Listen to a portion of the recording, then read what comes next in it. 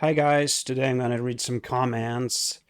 They're all, most of them are negative and they are the same, all the same. I mean, probably because people get the same stereotypes about communism from social networks and stuff. And I think there's lots of anti-communist neural net bots or something, or maybe they're real people, but they behave like robots, really. So, for example, here's a comment from Hell4548. And the video is what should we do with the petty bourgeois, which is, of course, a provocative name. I read Stalin there, and he only reacts, or she, I don't know, only reacts to the name, of course. Looks like didn't see this this person didn't see the actual content of the video, of course. And I mean, they write typical communists, speaking about bourgeois, forget that they use the products that was created by these bourgeois: phone, operation system, social networks, etc. In the Sov, that was impossible. No good deed was unpunished. There was no competition, and Western wares were only accessible for special people, chosen people who had connections, while the rest of the population waited in lines to get the basic stuff for several hours. Several hours they stood in line. That's late Soviet Union, first of all. Anyways, typical communists uh, should go to the School of Economics, to the college economic faculty, but he will not do this. They will not do this because, as a typical sectarian cult, political cult follower, he will cling to the books of a pseudo-economist Karl Marx, who didn't even have an economic education in economics, and didn't have any economic practice, as well as economic practice. Now, what I answered to this was, you get communism from capitalism. Duh. USSR was different in different times. A long line of geniuses didn't have any education in their specialty. Lomonosov, Mendeleev, Russian ones, Edison, Pascal, thousands of them. So that's a classical set of stereotypes from CIA, books, textbooks from the Red Scare era. So you are probably from the second dozen of youngsters who write the same things. Is that a farm you got over there? Bot farm? Prove that you're not a bot. So that's my answer. Because really, come on, they really are all the same, like robots. I mean, I know the education system and media form that, but to this extent, and it's a problem, by the way. And I'm gonna read a text my comrade sent me yesterday. Our party comrade sent me yesterday, and I think it explains that problem a lot. Just a sec. So the problem is the lack of rational thinking. It's a modern plague, sickness. I don't know. And many comrades from the Soviet era who are older than me, and big bloggers like Klim Zhukov and others talked about that in many videos. Now, this is one of the examples of trying to address that problem. magical thinking, it's called. So it's gotten worse, right? Magical thinking, like things, and you get response. An amoeba level of simple one-cell organisms. Anyways, here's the text. Each of us simultaneously exists in different worlds: the self, family, the world of professional relations, work, the state, humanity, and for some, the invisible world, quote unquote, exists. It's like a base of bases, basic thing. And sooner or later, an adult person somehow places these worlds in their head and connects them to their life. The first thing we encounter in recruiting today's youth is the absence of even a minimal understanding of the interconnectedness of these worlds and social groups. There is not only no understanding, but also no interest in reconstructing a holistic picture, right? Holistic worldview. So he's talking about, hiring people for jobs, not about, getting them to be communists or anything. It's not a communist, it's just a guy. The first challenge, and the minor one, is that today's candidate doesn't even try to answer the question, what is the purpose of a person and humanity? I would add, modern kids don't even try to address that question sometimes, most of them. But wasn't that always like that? Maybe that's an older guy who was born in the 70s and the 60s, I don't know. But I was born in the beginning of the 80s in Soviet Union, so it was mostly the decline and fall, Gorbachev's rule, and it was mostly bourgeois. I mean, in at least among those, for my family. My family was already this sort of petty bourgeois thinking family of clerks, basically. Anyways, so this question does not exist in their mind. What is the person of the purpose of a person and humanity? Yeah, for me, but no, I did address that question like pretty early on. I had quite a good library, like a standard Soviet intellectuals library, I would say, more or less.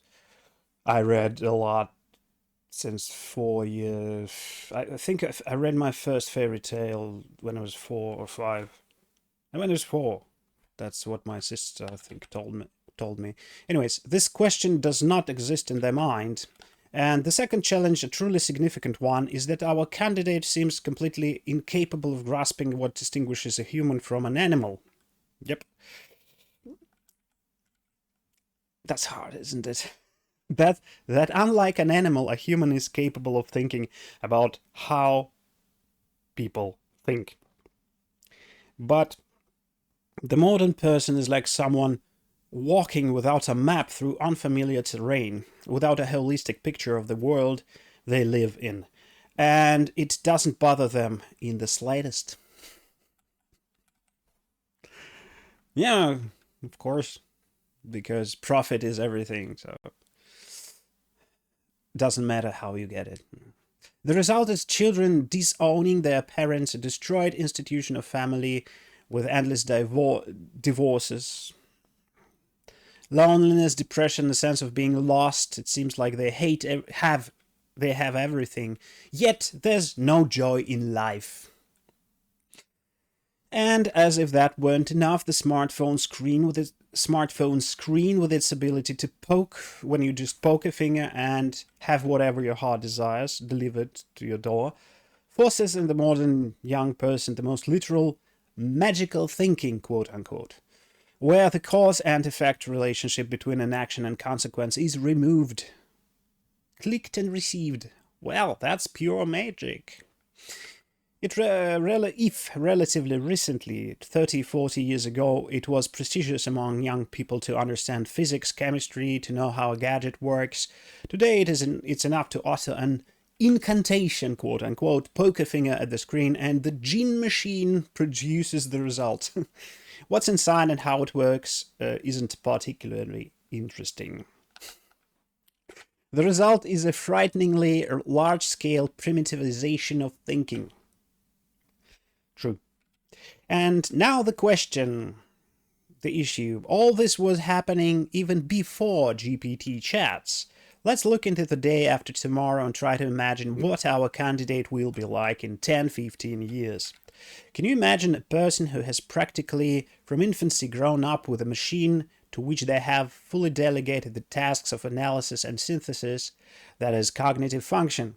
You don't even need to poke a finger anymore. Asked and received. If a cognitive muscle isn't used, it will eventually atrophy.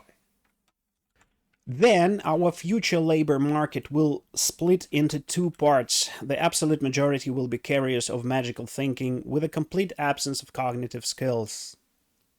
And there will remain some clued in super intellectual resourceful minority that has retained critical thinking skills and will fully leverage modern technologies. And the recruiting challenge will be to separate the first from the second.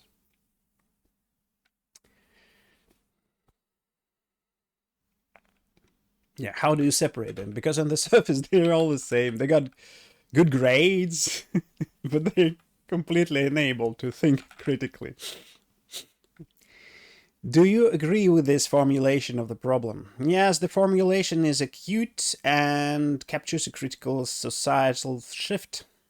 It correctly identifies the erosion of metacognition, thinking about how you think, thinking about thinking, and the danger of outsourcing cognition, which precedes the widespread adoption of advanced AI. The analogy of the atrophied muscle is precise, is exact. The split into a cognitively passive majority and a critical thinking minority is plausible, if dystopian, trajectory, if current trends continue unchecked. And they will. They are checked by the ruling class, I mean, so they'll continue. And what future are you preparing your children for? For the future where they are part of that resourceful minority. This means actively fostering critical thinking, curiosity about how things work, both technically and socially, and resilience. It's less about banning technology and more about teaching them to be its master, to use it as a tool for augmentation, not replacement, of their own thought processes. The goal is to develop a strong internal quote-unquote map of their values and the world, so they can navigate any terrain with or without a digital guide. And in recruiting, have you started diagnosing magical thinking, is the question. The answer is, it has become, no, not the answer. It's continued, the text. It has become a crucial part of the evaluation. We are moving beyond assessing just skills and experience to probing a candidate's cognitive framework. This is done through questions that reveal their problem-solving process. How did you figure that out? The curiosity, what would you like to understand better about how our product works, and their ability to handle ambiguity and complex systems. We look for evidence of self-reflection and the ability to build mental models, not just execute commands. Diagnosing a propensity for magical thinking is now essential to identifying candidates who will truly thrive in complex, unpredictable environments. So that's the text. And then we continued discussing that with my comrade, and so this is like the translation of the Telegram chat. The circle will be complete and we'll end up with dark peasants again. Meanings like stupid peasants, quote unquote, but in a new digital age, right? Kids in school are already divided into a majority, the dark peasants, like with a dimmed critical thinking, right? And a minority, the future specialists, idiot specialists. There's an expression called when people are called like idiot specialists, which the idiocy of a specialist, right? There's notion when a person is a good specialist in their field, but their worldview is like this. They use this specialized thinking, uh, like a glove that they sort of use to pull onto the whole world. So it's pretty funny.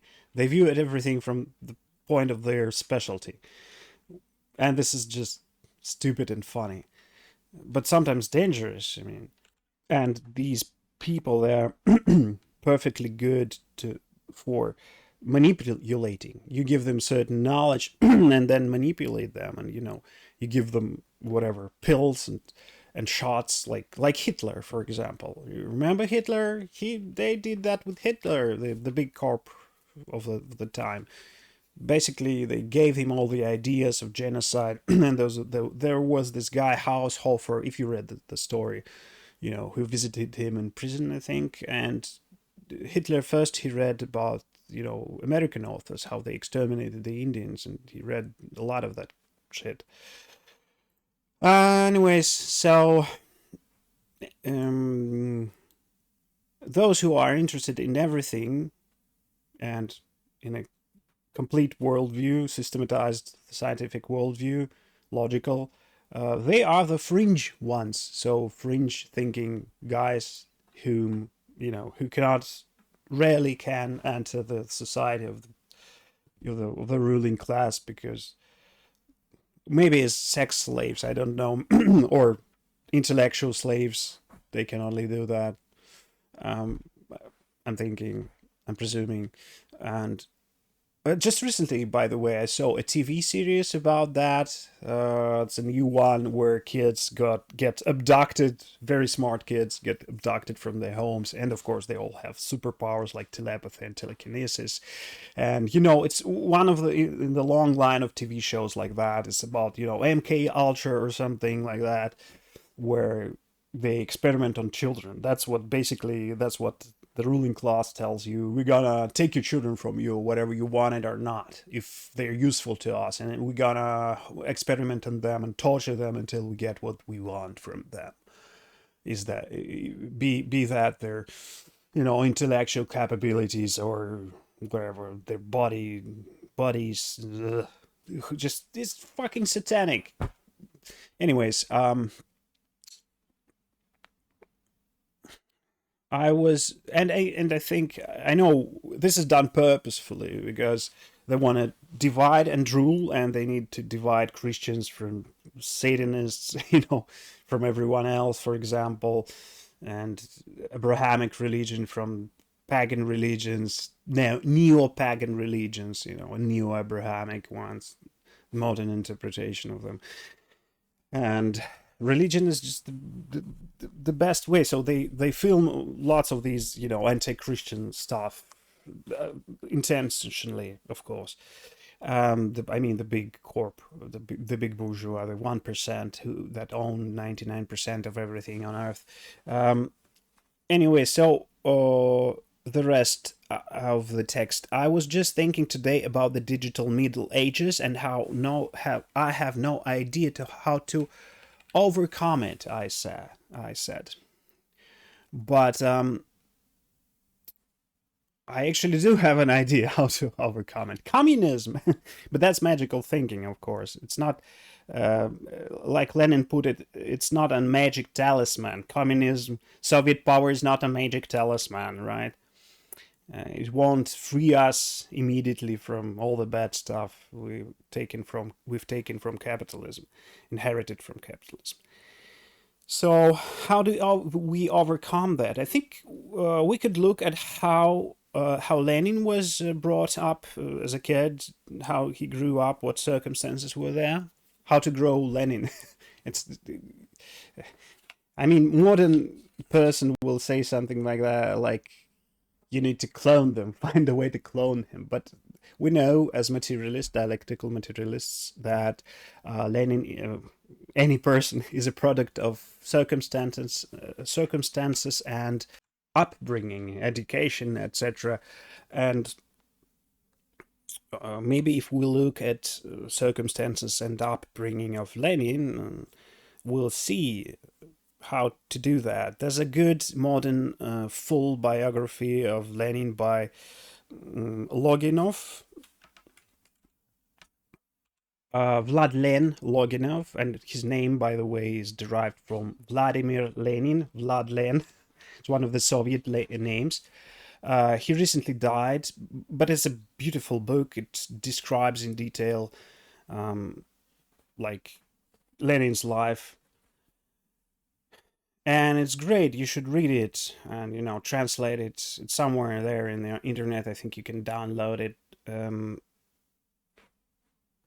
It describes in great detail how he was as a kid, and there are other biographies where it's described, and maybe you can use that. I thought maybe somehow. Anyways, so enough for today. Just some thoughts. See you next time. Bye bye.